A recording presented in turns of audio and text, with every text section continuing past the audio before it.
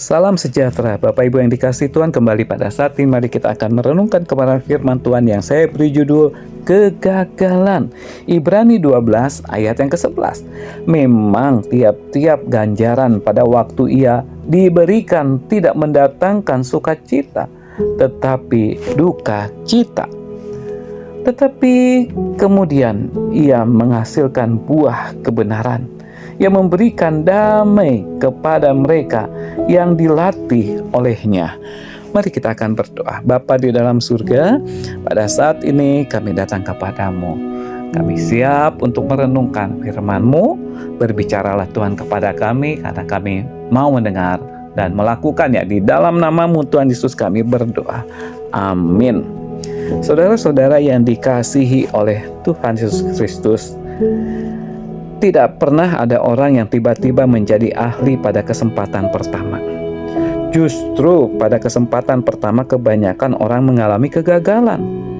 Pada kesempatan pertama saya belajar motor, ya saya berhasil. Ya berhasil apa? Berhasil menabrakkan motor itu ke tembok dan membuat motor tersebut harus dibawa ke bengkel.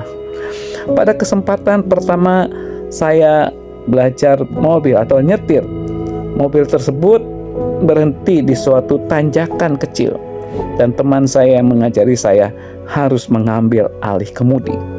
Pada kesempatan pertama saya belajar renang, saya banyak menegak air kolam.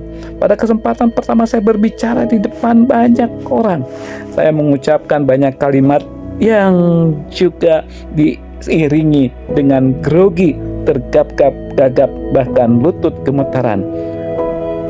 Saudara-saudara yang dikasihi Tuhan, gagal pada kesempatan pertama bukan berarti tidak berbakat di bidang tersebut. Itu hanya bagian dari proses saja. Sayangnya banyak orang buru-buru berhenti ketika mengalami kegagalan dalam kesempatan pertama dan berkata bahwa bidang tersebut tidak cocok baginya. Bukankah sebenarnya ini hal yang aneh? Justru sangat tidak realistis jika kita mengharapkan hasil sempurna dalam kesempatan pertama. Kegagalan di awal bukan berarti akhir segalanya. Kegagalan itu sendiri adalah proses dan bukan hasil. Jadi, jangan pernah berhenti ketika kegagalan terjadi. Teruslah melakukan perbaikan demi perbaikan. Belajarlah dari kegagalan secara terus-menerus sampai akhirnya kita menjadi ahli. Inilah mentalitas para pemenang. Inilah mentalitas orang-orang sukses. Pada kenyataannya hampir semua orang yang ahli di bidangnya pernah mengalami kesalahan yang sangat fatal dan mengalami kegagalan. Hanya saja mereka tidak pernah menyerah kalah. Itu sebabnya hari ini, marilah kita akan menjadi orang-orang yang ahli di bidang tersebut.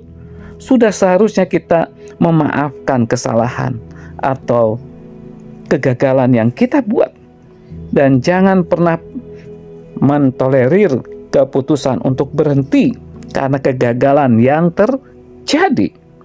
Saya, saudara, dan kita semua orang yang ada di dalam dunia ini pernah gagal. Jadi mengapa kita harus membedakan diri dari orang kebanyakan untuk mencari manusia yang anti gagal?